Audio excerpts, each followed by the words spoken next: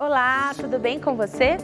Eu sou a Liz Marina e estamos no ar com o programa Teologando com Elas, um programa bíblico e teológico feito para vocês, mulheres. E antes da gente começar o nosso programa de hoje, que tem como tema, como lidar com a rebeldia dos filhos, eu quero convidar você a compartilhar esse link com todos os seus contatos, no WhatsApp, no Facebook, no Instagram, para que mais pessoas possam ter acesso aos nossos conteúdos.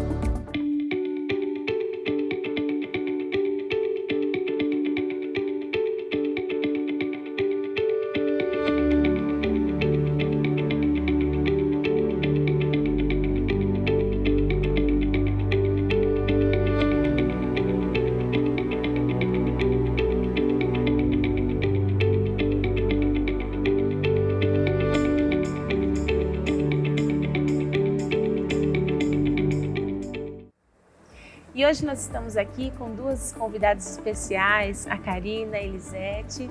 E eu quero começar apresentando a Elisete Soares, pedagoga, pós-graduada em docência na educação infantil, cursando teologia pelo CETAP, professora na rede municipal de Paulínia, é líder do Ministério de Mulheres da Convenção Paulista, casada com o Rinaldo, mãe do Gabriel e da Isabela, e é diaconisa na IAP de Barão Geraldo, Campinas. Seja muito bem-vinda, Elisete. Obrigada, Liz. É sempre um prazer estar aqui com vocês. O prazer é todo nosso. E nós também temos aqui a Karina Almeida, que é casada com o pastor Mateus, mãe do Estevão e do Gessé, formada em gestão empresarial pela UMC, é psicóloga e pós-graduada em análise aplicada do comportamento, presta serviços como acompanhante terapêutica para a Unimed de Itatiba e serve a Igreja da Promessa de Itatiba como diaconisa e líder dos adolescentes. Seja muito bem-vinda, Karina. Obrigada, Liz. Mais uma vez aqui, né? E agradeço muito a Deus por essa oportunidade, que Deus nos guie, né? Nos oriente nesse bate-papo que a gente vai fazer.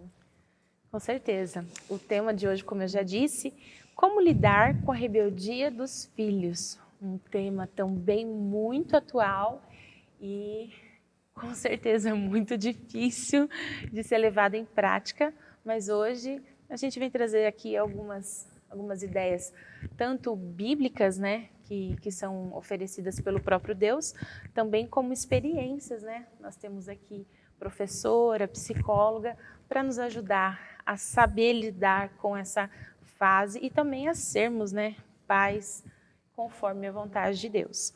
E para a gente dar início, a gente tem aquele texto base que hoje está em Efésios 6, versículo 4, que diz assim: Pais, não tratem seus filhos de modo a irritá-los.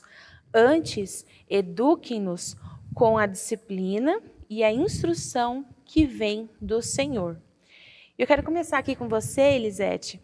Segundo a Bíblia, como podemos prevenir a rebeldia dos filhos? O que Paulo ele quer dizer em sua orientação aos pais para não provocar a ira dos filhos? Em Efésios, como nós acabamos de ler. Então, Liz, em Provérbios 22, o versículo 15, diz assim: a estultícia está ligada ao coração da criança. Estultícia, né? O que significa essa palavra? Estultícia é aquele indivíduo que não tem discernimento, né? Não tem um bom senso. É atribuído às pessoas que não pensam antes de falar, não medem as consequências dos seus atos. E o próprio texto aqui diz que está ligada ao coração da criança. E toda criança, ou seja, né, todo indivíduo ao nascer, traz consigo, né, uma tendência de desobediência, né, uma tendência a praticar o mal. E eu penso que isso é devido à nossa origem mesmo, né? A nossa origem é pecaminosa, né? A origem do pecado. Em Provérbios 13, versículo 24, ele nos fala sobre a vara da disciplina, que diz assim: o que tem a vara aborrece a seu filho, mas o que o ama, cedo o disciplina. E a gente percebe que essa vara, ela é um método valorizado na Bíblia, né? Valorizado por Deus. Mas o texto, ele faz uma analogia relacionada à insensatez, né? Então, quando a gente estuda esse texto, a gente vê que é a insensatez da criança, né? Ou seja, a criança ela ainda não sabe, né? A criança ela ainda não aprendeu. E os pais, ao disciplinar esse filho com essa vara, ele está expressando o amor.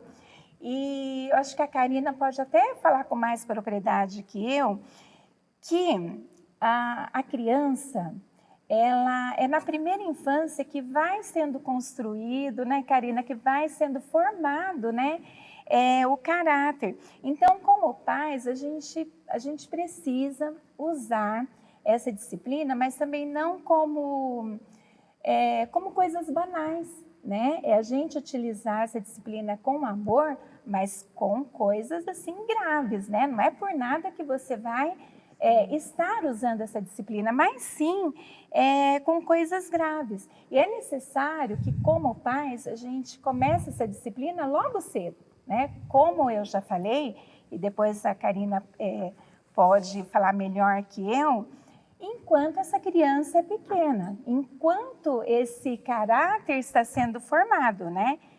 E porque quando a gente disciplina com amor, né? Sem a ira, sem a raiva, estamos refletindo o amor de Deus conosco.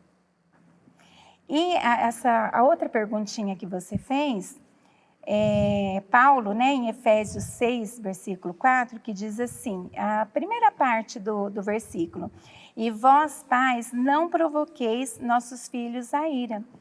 Então, Paulo, ele está nos aconselhando, né, quanto a isso, que muitas vezes nós, pais, cometemos alguns erros, né?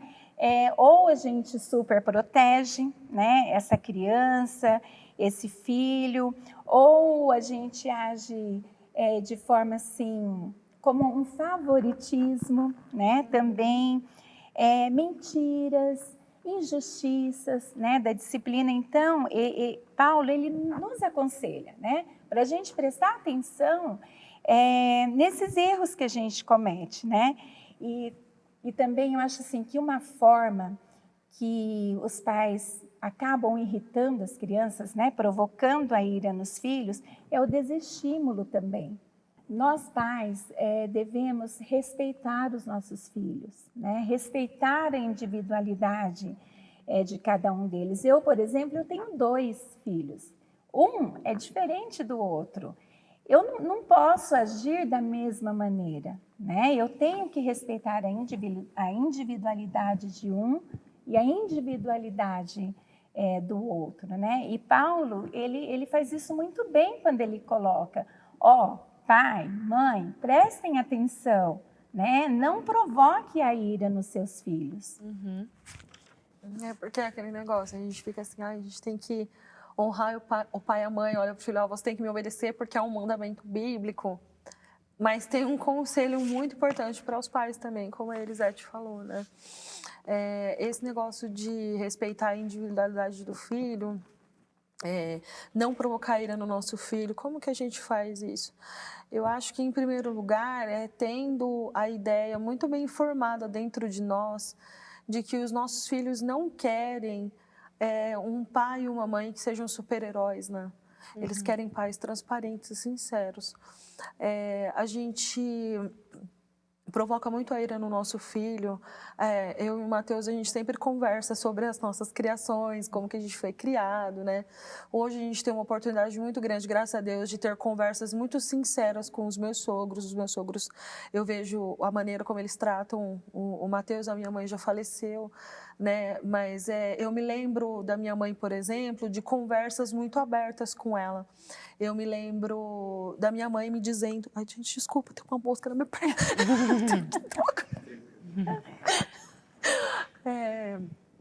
Eu me lembro de conversas muito sinceras e abertas com a minha mãe. Eu tive uma educação bastante... Quem conheceu a minha mãe sabe, né? Se alguém que conheceu a minha mãe está assistindo, né, esse programa, sabe que a minha mãe era uma mulher muito rígida, muito, muito rígida. Mas depois, quando eu passei a ser adolescente, eu me lembro de uma vez que a minha mãe, ela sentou comigo e falou: Karina, é o seguinte, a gente vai começar a conversar. E eu lembro que o nosso relacionamento mudou muito, muito, muito mesmo. E mudou demais. Por mais que ela continuasse sendo bastante rigorosa dentro da educação que ela me deu, eu sei que muitos valores que eu tenho hoje foi dado por causa dessa construção dentro da comunicação. E é uma coisa que eu e o Matheus, a gente combina muito de como agir com os meninos, né? Com o Estevão, com o Gessé. O Estevão acabou de fazer 9 anos e o Gessé tem 4. Então, nós temos um compromisso, que nem a Elisete citou a mentira.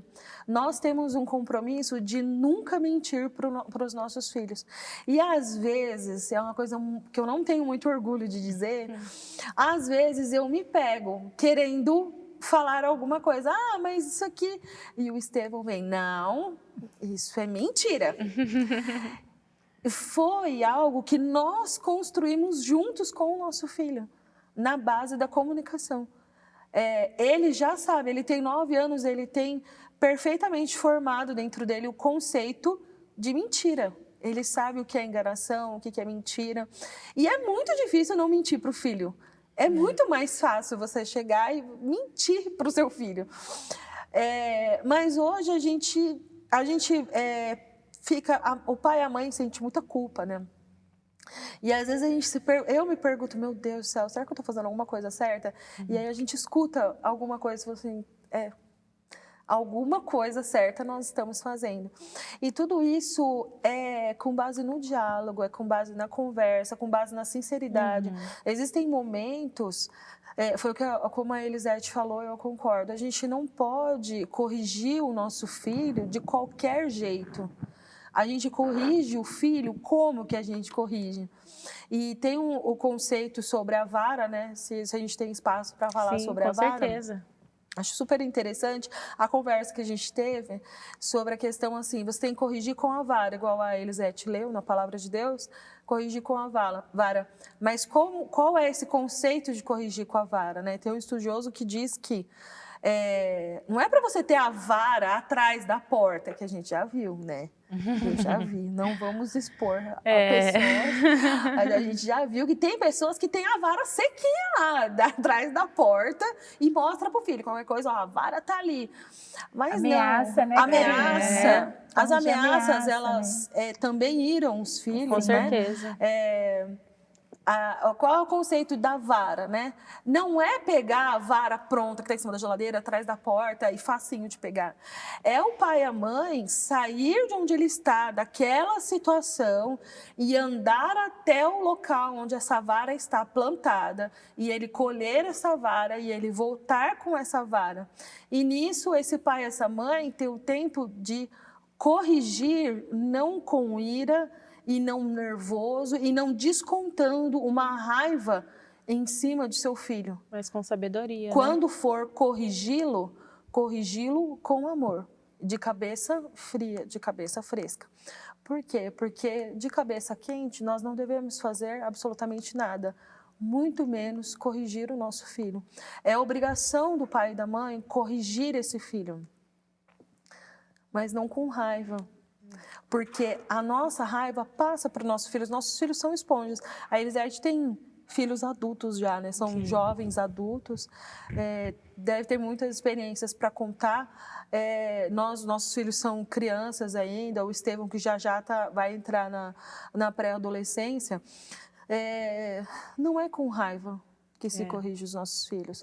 Porque a raiva desperta mais raiva, mais ira. Não é com mentiras, porque uma mentira vai criar um mentiroso. Né? Não é querendo ter um papel de super-herói.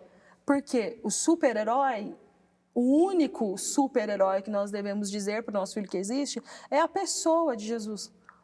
Não existe super-heróis, nós não somos, porque nós somos seres humanos, somos pecadores. Então, é isso. Na minha opinião, quanto mais sincero e com comunicação aberta nós conseguimos levar a educação desses filhos, mais bem-sucedidos os pais serão. Com certeza. Melhor vai ser. Por quê? Porque é exatamente isso. O que o filho quer? O filho quer amor, quer carinho.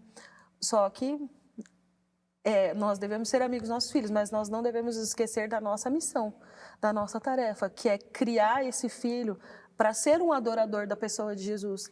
Criar esse filho para amar a pessoa de Deus. Como quem? Quem que ele está vendo ali sendo um adorador? Nós. Então, é essa a missão dos pais, né? Criar adoradores para Deus, criar adoradores para Cristo. Eu até vi uma escritora dizendo assim, né? E aí tem um vídeo dela também, ela falando que a filha dela desobedeceu e ao invés dela chegar, porque o que acontece muitas vezes, né? O pai fica irado, vai lá, por que você me desobedeceu e tal. Ela chegou e falou assim, minha filha, você teve um comportamento equivocado. E esse comportamento não combina com você, porque você é muito obediente. E o seu comportamento, né, foi totalmente diferente daquilo que você é.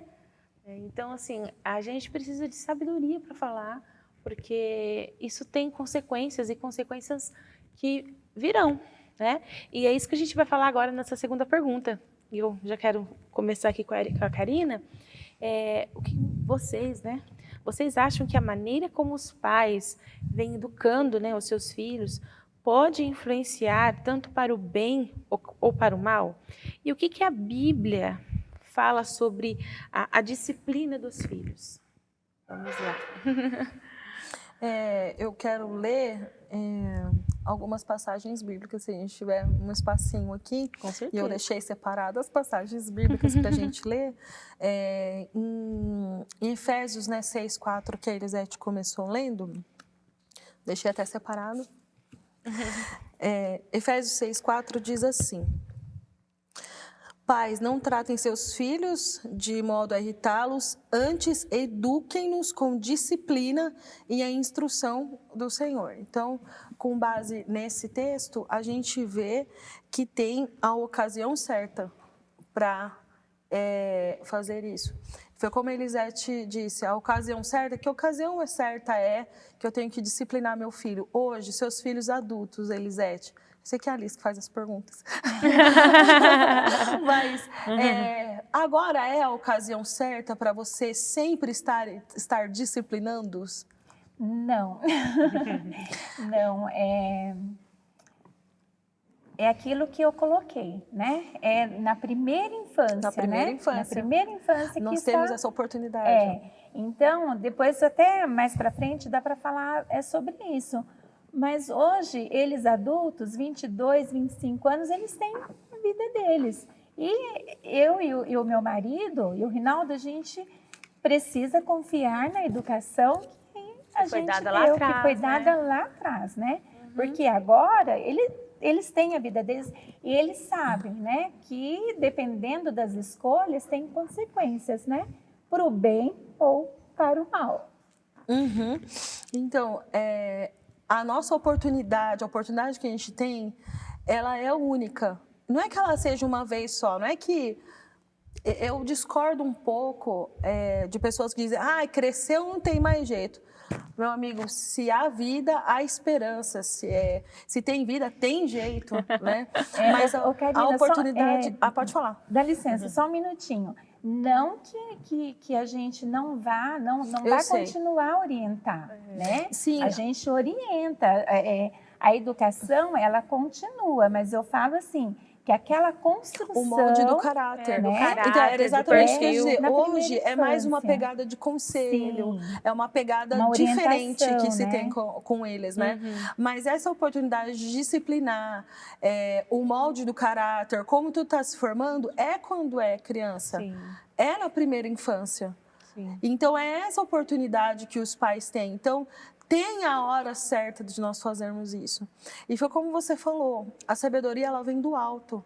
Ah, eu estou precisando de ajuda. A sabedoria vem de Deus, a palavra de Deus tem todos os conselhos para os pais. É claro que nós temos ferramentas, nós temos livros, nós temos artigos, nós temos palestras, nós estamos aqui conversando sobre isso. Mas a palavra de Deus ela é muito completa quando se fala de educação para os filhos. Né? Não tem só a ocasião certa, tem também a maneira certa. Né? Aí a gente vai para Provérbios 23:13, que diz assim. Provérbios 23:13 diz assim, ó, não deixe disciplinar seus filhos, a vara da disciplina não os matará. E tem uma outra passagem que eu queria compartilhar, Provérbios 19:18.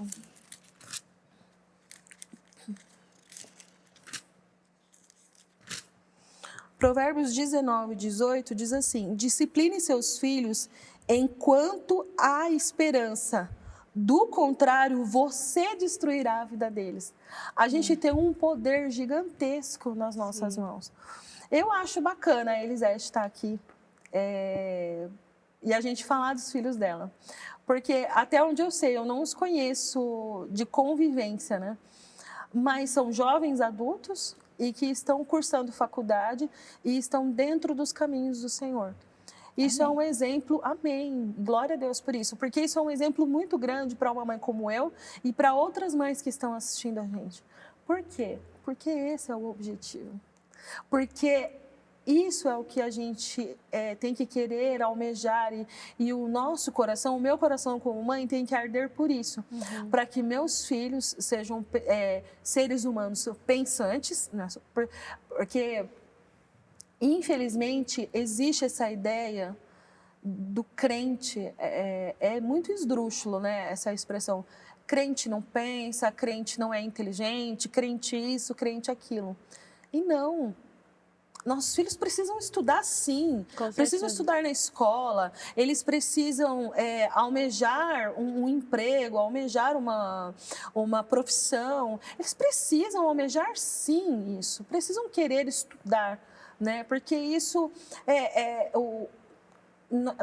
a Elisete citou no comecinho sobre a superproteção, né? Existem pais que são muito superprotetores, ainda mais nesse contexto de pandemia que nós estamos, que está tudo tão louco, né? E tudo tão...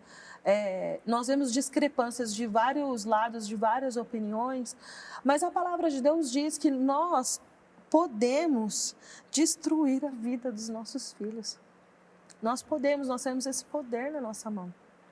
Então, é possível a gente fazer muito mal para os nossos filhos. Mas também é possível nós fazermos muito bem. Nós sermos ferramentas abençoadoras na vida dos nossos filhos. Através do quê? Da palavra de Deus. Nós precisamos almejar isso, querer ver os nossos filhos, formar esse caráter para que porque eles são emprestados. Sim. A gente fala, meus filhos, mas até onde é meu? Até onde eles me pertencem? Eles pertencem a Jesus. Nós somos as ferramentas que estão sendo... Nós somos usados na vida deles. Eles estão emprestados conosco. Sim. Existem umas postagens que eu acho... Eu dou risada. Mas parando para pensar, pode se tornar um pouco absurdo, né? Dessas postagens assim em redes sociais, né? De uma mulher segurando uma arma, né? Minha nora, eu esperando a minha futura nora. Outra postagem meu filho, quando ele chegar em casa, eu vou com a namorada, eu vou dizer assim para a namorada dele. Já outra, João, algum nome, né, aleatório assim, já trouxe outra para ela pensar que ele traz várias para dentro de casa. Se for parar para analisar uma fala dessa, é preocupante. Nós não querermos que os nossos filhos saiam de casa, sejam independentes. Isso é querer e desejar o bem deles, querer que eles saiam da nossa casa e sejam bons seres humanos. Bons seres humanos para a sociedade. nós temos esse poder na nossa mão. E o que nós fazemos com esse poder? Então, é uma questão a se refletir. Né? Quando eu estava dizendo, era exatamente isso. Quando eles crescem, a pegada é outra. É corrigir. É claro que a gente vai sempre instruir nosso filho. É claro que se tiver acontecendo alguma coisa de muito errado, a gente vai ajudar o nosso filho. Eu penso muito isso. Se meu filho for adulto, é claro que eu vou ajudá-lo se ele precisar de ajuda. Se ele estiver fazendo uma coisa muito errada, é claro que eu vou instruí-lo. Mas o momento de eu corrigi-los, o momento de eu discipliná-los é agora. Ou seja, né? Não é somente criar, mas sim educar. Gente, o assunto está muito bom e a gente tem mais assunto para o segundo bloco. Nós estaremos entrando na parte prática, com conselhos práticos e também conselhos para a igreja. Como a igreja tem que ajudar os pais a lidarem com os filhos e os filhos com os pais. Olha só, que interessante. A base da palavra de Deus. Então, nós vamos para um momento de música e eu espero você já já.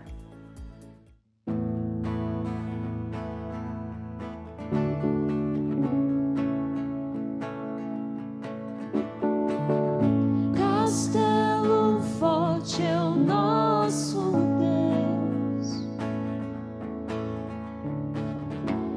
escudo e boa espada.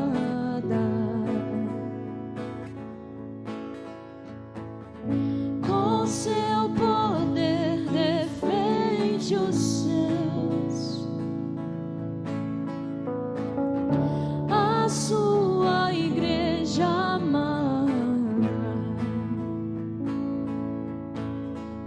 Com força e com furor nos prova o tentador, com artimanhas tais e astúcias infernais.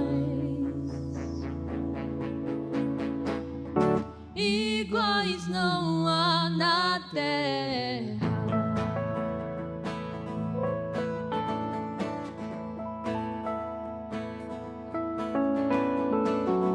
A nossa força nada faz. Estamos nós perdidos,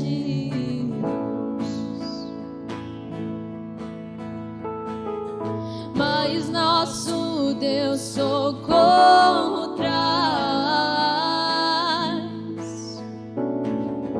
e somos protegidos.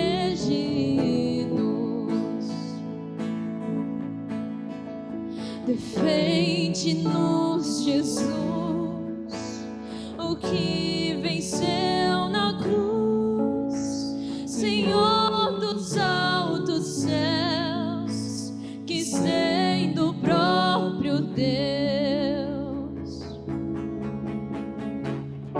triunfa na batalha.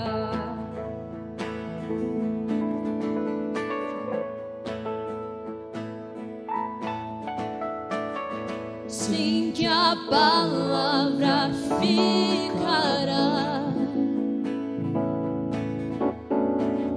Sabemos com certeza, pois ela nos ajudará.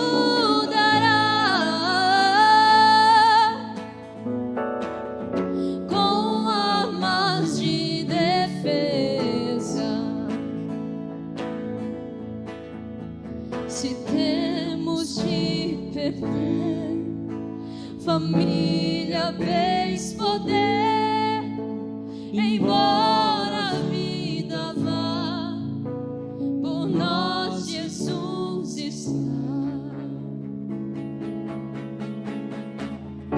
e nos dará seu reino.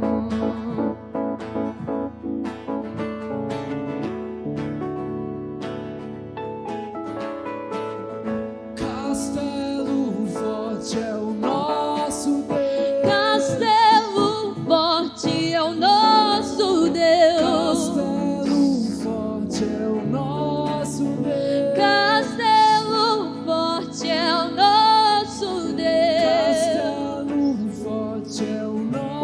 nosso Deus. Castelo forte é o nosso Deus. Castelo forte é o nosso Deus. Estamos de volta com o segundo bloco e hoje nós estamos falando aqui sobre como lidar com a rebeldia dos filhos. Já falamos a base das escrituras, como os pais devem agir, que eles não podem, né, segundo aqui a palavra de Deus, não podem irar os seus filhos. Falamos também de como a verdadeira disciplina, né, orientada ali por Deus, como educar, como criar o caráter. E estamos aqui com a Karina, com a Elisete, que estamos ajudando a entender um pouco mais sobre isso. E agora, nesse segundo bloco, nós vamos para a parte mais prática, parte de conselhos. E eu quero começar aqui com a Elisete, na experiência de vocês, né? O que vocês podem te falar sobre a maneira como lidar com a rebeldia dos filhos? Tem alguma dica que vocês possam compartilhar com quem está nos assistindo nesse momento? Bom, primeiro, né, a gente ouve muito falar que o filho não vem com manual de instrução. Exatamente. Né? A gente ouve muito isso. Então, assim, primeiramente é Deus. É a gente pedir a orientação assim de Deus cotidianamente, né? Porque sem Deus, né, nada somos.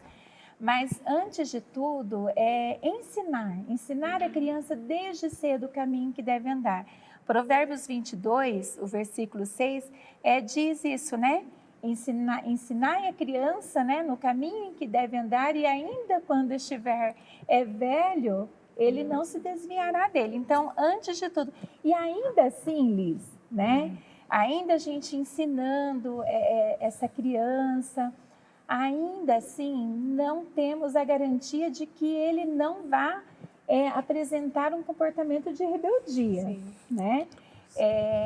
As pessoas costumam falar aí nessa fase da adolescência, né? Que é a aborrecência, né? Como diz assim, eu não vejo isso. Eu acho assim que é uma fase linda, né? É uma fase assim em que os pais têm que estar mais presentes, né? No outro bloco, a Karina falou da questão de amizade, muito diálogo, né? Nessa fase também. Mas quando você procura educar o seu filho segundo as orientações de Deus, né? Como Paulo nos orientou no primeiro bloco, as chances são menores. A gente sabe que acontece essa rebeldia, né? Mas as chances são menores. E os pais, nós precisamos ter em mente que temos que seguir o mandamento bíblico, né? Numa certa idade, como eu já disse, os filhos seguirão a sua vida própria, né? Mas a gente tem que seguir os mandamentos de Deus aí nessa instrução. E você diz assim, quando você falou como fazer, a nossa prática na minha casa, desde muito cedo, foi sempre incluir os nossos filhos nas nossas decisões. Todas as decisões que íamos tomar, normalmente todos sentados à mesa, né? E a gente incluía. Então, os filhos, eles se sentem parte, né, ali da família, é a casa deles. Então, eu gosto muito, sabe, assim, dessa atitude, né, da gente incluir. E também, eu até anotei aqui para eu não esquecer, essa questão da autoridade. Então, tem muitos pais, porque eu fui educado assim, então eu vou educar o meu filho da mesma maneira. Opa, espera aí, né? Síndrome da Gabriela, né? Eu nasci assim, eu sou assim. Fui criado assim. Fui criado assim, reproduzirei assim e vai ser assim. Né? E a gente tem que tomar cuidado e saber que autoridade não significa autoritarismo. Né? Então, e também na questão assim, a gente já falou isso, mas eu quero reprisar a questão da mentira, né? Então, assim, os filhos, eles perceberem que o ambiente familiar é um ambiente prazeroso, é um ambiente gostoso, é eles quererem, quando eles saírem, eles quererem voltar, né, para casa. E também, nessa questão aí, principalmente na adolescência, eu penso assim, que os pais, eles precisam ter muita paciência, muito domínio próprio. Eu até diria assim, que nós precisamos seguir, né, e praticar o fruto do Espírito, né? Lá em Gálatas 5:23, é ter domínio próprio, é ter muita paciência.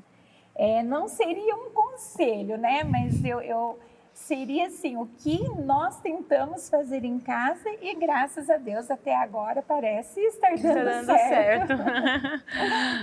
Sim, nesse quesito, né? Você falou sobre incluir os filhos. Existe uma coisa que eu vi acontecer muito, né? E às vezes eu me pego e o meu próprio filho me fala, né? Você está fazendo isso no meu móvel, na minha poltrona, no meu não sei o quê. E ele olha para mim e fala assim, mas não é nosso, não é nossa casa. A casa é da criança também, né? Nós temos muito a aprender. Ninguém nasce desconstruído. Eu tenho lido essa frase, eu falei, gente, essa frase é muito legal. Ninguém nasce desconstruído. A gente cresce dentro de uma construção. E foi como a Elisete falou. Praticar o domínio próprio, a prática da paciência, também inclui a disposição à mudança. Os pais, como eu disse no começo, nós não somos super-heróis, nós não nascemos perfeitos. E como a Elisete falou, nada vem com o manual. O nosso manual é esse aqui. E um ser humano é diferente do outro. A realidade da família da Elisete não é a realidade da minha família. Porém, a palavra de Deus vem nos dar conselhos iguais. O conselho é igual para todos. Seja sincero com seu filho, busque sabedoria do alto, Deus vai derramar sobre você. E essa questão da comunicação, eu vejo hoje com o Estevão com 9 anos, não só ele, outras famílias que eu vejo com famílias em que a base é a comunicação, é muito interessante a reciprocidade. Porque um filho que vê um pai comunicativo vai ser um filho que vai ter confiança nos seus pais. E se ele vê um pai transparente, ele vai conseguir ser transparente com esse pai e com essa mãe. Já existiram várias situações em que eu e o Mateus estávamos tranquilamente de boa em casa e o Estevão chegar na gente, eu preciso contar uma coisa que eu fiz. E era uma coisa errada que ele fez. E nós não estávamos esperando, a gente não sabia que ele fez aquilo. E ele sentiu a confiança de chegar e de contar, ele sentiu a segurança. O nosso lar precisa ser um ambiente seguro para essa criança crescer. Porque é dentro do lar que começa a instituição da igreja. Nós somos igreja dentro da nossa casa. Como a gente quer ir para o culto e ficar bem no culto e ficar muito bem na igreja, se dentro da nossa casa a instituição igreja não está sólida? Precisa disso. Com certeza. Então, como que você solidifica isso na sua casa? Eu não sei, quem sabe cada um sabe a estrutura da própria família. A nossa família é uma família que tem um pastor. Né? É uma família que tem um pastor e um pastor ativo, que faz várias coisas. O Mateus tem outras funções além da igreja local. Então, a rotina da nossa casa é uma rotina que deve ser adaptada e gira muito em torno, em muitos momentos, por causa da rotina da igreja, da rotina do Mateus. E nós, com muito amor, com muito carinho, a gente tem que passar isso para eles.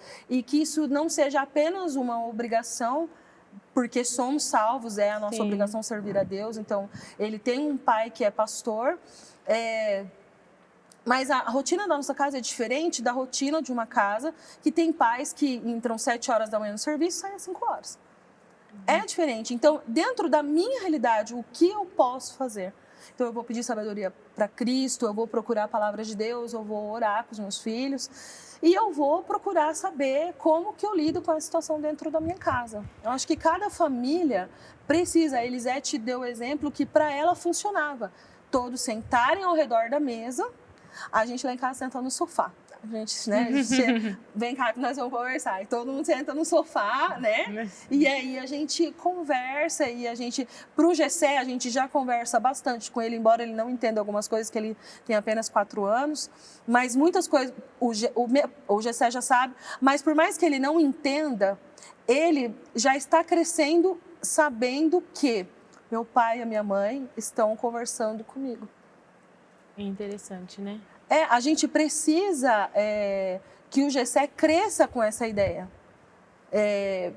Por mais que ele não entenda algumas coisas, que precisa da gente reprisar, que precisa da gente repetir para ele, ou até ele entender, ele tem que crescer com essa segurança de que meu pai e a minha mãe vão conversar comigo. Eles vão me comunicar. E já entrando, né, você falou da igreja, né? E de comportamentos em casa, tudo. Como que a igreja ela pode contribuir para a educação cristã dos filhos e dos pais? De alguma forma, ela tem essa responsabilidade? A igreja, ela é uma extensão da nossa casa, não? A igreja é uma extensão. A igreja não é um lugar, na minha opinião, onde eu devo terceirizar. A igreja não é meu filho não está aprendendo Bíblia em casa, eu vou jogar lá no MCA. Né? O MCA fica com o nosso filho por um momento, uma vez por semana. Aquelas professoras que são voluntárias, que fazem um trabalho maravilhoso, estão ali para ficar com o meu filho por um pequeno período de tempo. Existe uma contribuição importantíssima? Existe. E eu digo por mim, porque eu cresci frequentando, desde quando era classe dos Cordeirinhos, passou para o DJAP, hoje é o Ministério de Crianças. Eu cresci frequentando a salinha no fundo da igreja, né? Conversando com essas mulheres, também recebendo uma parte da minha educação cristã dessas pessoas. Falo mulheres, porque a maioria é mulheres, mas tem homens também, graças a Deus, né, no ministério. Mas eu cresci. Mas essa não é uma tarefa que deve ser terceirizada. Sim. A igreja, o culto, é uma extensão da minha casa. Então, eu preciso ficar bem dentro da minha casa para levar um filho bem para a igreja. Né? Mas é claro que existem várias realidades. Meus filhos, meu Deus, são super agitados. Se as professoras do MCA agitativo estiverem assistindo, elas sabem muito bem do que eu estou falando. Eles são crianças muito ativas, muito hiperativas, mas não é tarefa delas educar meu filho. Elas têm um papel muito importante e a minha obrigação também é ensinar meus filhos a respeitar o ambiente da igreja. Os meus filhos precisam respeitar aquele espaço. Mas o que eu acho bastante interessante é a gente conseguir despertar o interesse dos nossos filhos tanto no ministério quanto no culto. Então, eu aprendi isso na igreja que eu frequentava, na igreja de Mogi das Cruzes. Eu achava muito interessante quando a professora do MCA dava tarefas para nós, para que nós conseguíssemos prestar atenção no culto. Ela mandava a gente desenhar. Ela mandava a gente dizer alguma coisa. Várias professoras fizeram isso comigo. Dizer alguma palavra que foi dita no culto na próxima semana. Era tarefa para despertar o interesse da criança no culto. É claro que a gente não tem espaço e nem tempo para se aprofundar nisso. O culto dentro do templo é um culto adulto, é um culto que não tem adaptação para a linguagem da criança. Muitas igrejas fazem um trabalho maravilhoso de culto infantil, né, no Ministério das Crianças. Mas eu estou falando quando essa criança entra para dentro da igreja e o meu filho tem que ficar do meu lado. Ele me vê como adorador, ele me vê como uma pessoa que está ali querendo prestar uma adoração para a pessoa de Jesus. Que pai e que mãe que o meu filho vê adorando a Deus? Começa pelos pais, né? Sim. Karina, nesse sentido aí que você falou, muitas vezes a gente até subestima, né, as crianças, né? E com essa prática de tarefa aí na hora do culto, eu me lembro que uma vez uma criança, ela fez assim um desenho, ela até escreveu, era uma criança pequena, acho que devia estar aí na fase do segundo, terceiro ano, mas ela fez um desenho e ela escreveu uma frase e eu fiquei impressionada da interpretação que ela teve da mensagem, sabe, que o pastor estava fazendo na igreja. Então, às vezes a gente subestima demais, né? E aí, quando a Liz fez essa pergunta, eu vejo que a igreja, mesmo a gente tendo cuidado, né, para não terceirizar, né, essa educação cristã aí para os nossos filhos, mas como a igreja, ela realmente ela tem muito significado, né, na vida dessas crianças.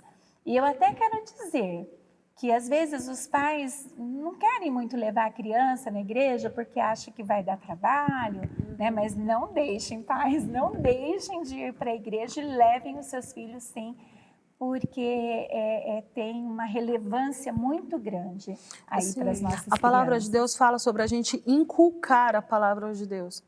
O inculcar envolve, na minha opinião, vários exercícios, não é apenas falar da palavra de Deus. Quero eu me levante no meio do caminho, eu tenho que ter a disposição de falar da palavra de Deus em todo qualquer momento da minha vida, mas também apresentar para os meus filhos quem é a igreja na minha vida, qual é o papel da igreja na minha vida, e também, que é um dos pontos da pergunta também, procurar orientação na igreja. Dizer para o meu filho o quanto é importante uma pregação, se o meu filho tem uma lição para fazer do Ministério das Crianças, ajudar o meu filho a fazer essa lição, cobrar do meu filho essa lição para que essa lição seja feita, porque muitas lições são mandadas para casa e quantas dessas lições voltam em branco, né? E o professor teve todo aquele trabalho, teve todo aquele amor, aquele carinho para preparar tudo aquilo. Então, a igreja, ela tem um papel fundamental, eu falei no outro programa, a igreja ela tem esse poder sobre nós, de formar um bom cristão, e assim como ela também tem o poder de não formar um bom cristão. Sim. Mas tem muita responsabilidade nos pais no meio disso. O pai e a mãe têm um poder nas mãos com relação a esse filho dentro da igreja. E como ele age com esse filho dentro da igreja. Foi o que a Elisete falou. Às vezes a gente fala assim, ai, mas vai dar tanto trabalho. Gente, Deus sabe, e sem orgulho nenhum, novamente, o quanto eu pensei tantas vezes em levar o Estevão para a igreja quando o Estevão era muito pequenininho. O Estevão chorava muito, muito de cólica. E eu ficava assim, eu tenho que insistir em levá-lo para a igreja, para ele se acostumar com o ambiente da igreja. E foi uma insistência dificílima para mim. Foi para mim. E eu tentava não passar isso para ele, eu reclamava muito para o Matheus, né? E eu falava, mas eu vou para a igreja, ele vai ficar chorando, e vai acontecer isso, e vai acontecer aquilo. E aí, na nossa casa, a gente orava, e o Matheus falava, sim, mas vai dar certo, ele tem que crescer nos caminhos do Senhor. E a base toda foi a conversa, né? A conversa entre nós, a conversa com Deus e conversas com irmãos. E graças a Deus, toda vez que eu chegava na igreja, tinha sempre aquelas irmãs maravilhosas que ajudavam, né, com o Estevão, bem no início. E hoje a gente vê, ele é acostumado a ir para a igreja. Teve resultado, né? Sim, ele sabe o dia da semana, que amanhã é sábado, então nós vamos para a igreja. Ele sabe o que o sábado significa para ele. O Matheus desenvolveu um método em casa, porque o sábado é considerado um dia de festa. E a gente começou a perceber que o sábado, às vezes, era muito difícil para o Estevão. né? E a gente começou a dizer, não, aos sábados, como é um dia de festa, o sábado como é um bom dia, a gente começou a explicar o sábado para ele. O sábado é um dia de descanso na presença de Deus, né? Então, aos sábados, ele não vê a hora de chegar ao sábado. Olha só, que legal. Ele não vê a hora, porque para ele é um bom dia o sábado, ele vai para a igreja, e vai acontecer as coisas na igreja, e em casa ele pode ficar à vontade, ele vai ter o direito de fazer algumas coisas no sábado, que nós demos esses direitos para ele ter, sentir essa sensação de prazer do Sim, sábado. do gosto, E ele sente felicidade hoje por receber o sábado. E o sábado começa na sexta-noite. E ele já deu o pôr do sol. Hoje já é sábado. E ele sente essa felicidade. E a gente vê, meu Deus, graças a Deus, ele conseguiu entender que o sábado é um bom dia, é um dia de festa, é um dia de alegria, é um dia da gente comer coisas gostosas, é um dia é um bom dia na presença de Deus. E hoje ele fica feliz. E a gente vê isso. Graças a Deus. Amém. Glória a Deus por isso. Gente, nossa, nós temos muitos conteúdos sobre esse assunto. Claro que o tempo não nos permite, mas quanta coisa boa a gente ouviu aqui hoje, quantos conselhos. Eu espero que você que está nos acompanhando tenha entendido, né? Se tiver dúvidas, procure ali o seu pastor, o ministério também, né, de crianças e adolescentes. Nós temos materiais, inclusive teremos algumas literaturas que vai ser aqui divulgada para você se aprofundar um pouco mais sobre essa questão, né, de disciplina, enfim, educação com os filhos. Então, neste momento, eu quero passar a palavra aqui para a Elisete, para ela deixar um recado, né? Tanto ela como a Karina, deixar um recado para quem está nos assistindo neste momento e também já fazer a divulgação aí dos conteúdos, das literaturas que vão ajudar a esses pais que estão nos assistindo. Pais, eu gostaria de falar um pouquinho sobre perdão. Nós falamos muito aqui, né, dessa disciplina, dos cuidados, né, que a gente precisa ter ao educar os nossos filhos, mas eu quero falar também sobre o perdão. Não é feio você pedir perdão para o seu filho, viu? Porque nós pais, nós erramos também, né? E nessa relação aí com o filho, a gente tem que saber que nós somos os adultos dessa relação. Então, não se preocupe, você fez algo errado, não se preocupe, peça perdão para o seu filho. E também nessa questão de exemplo, né?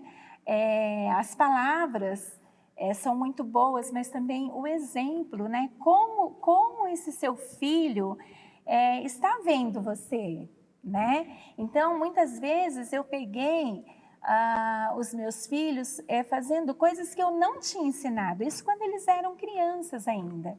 Eu não tinha ensinado ali, né? Mas eu vi eles praticando coisas que a gente percebeu que foi o nosso exemplo. E também, muito importante, não faça promessa que vocês não vão conseguir cumprir, né? Então, quando vocês prometerem algo para os seus filhos, pensem, eu vou conseguir, né, cumprir isso? Então, não façam promessas que vocês não vão conseguir cumprir. Quanto às palavras, cuidado com as palavras. Nós, pais, o nosso dever é abençoar os nossos filhos.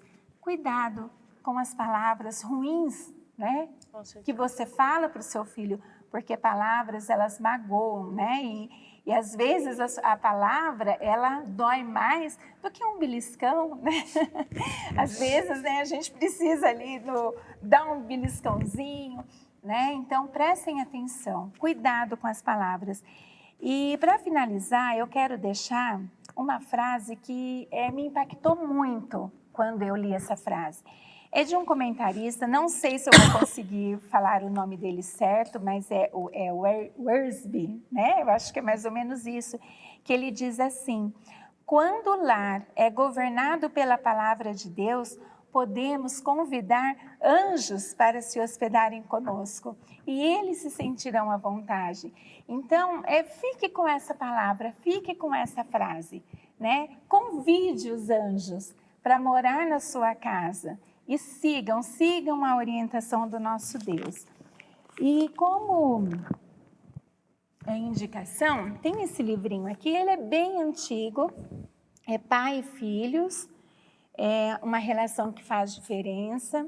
Eu acho muito legal o pai, né, a figura paterna, ler, se você tiver condições de adquirir esse livrinho, leia, porque às vezes essa função de educar, né, fica mais ali para as mães, né? Então é muito legal que os pais também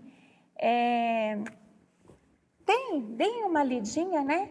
E fiquem ali também como um protagonista também aí na educação dos filhos, né? Junto os dois protagonistas. Não vou falar que é o pai ou é a mãe. Os dois são protagonistas nesta história aí na educação dos filhos. Amém. Eu quero dizer para a gente poder finalizar, concordando com tudo que Elisete já falou e não repetindo, mas é que educar é uma missão, né? E a gente aceita ou não.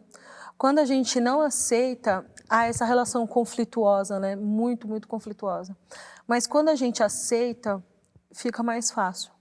Dar as coisas para os nossos filhos é muito fácil, mas educar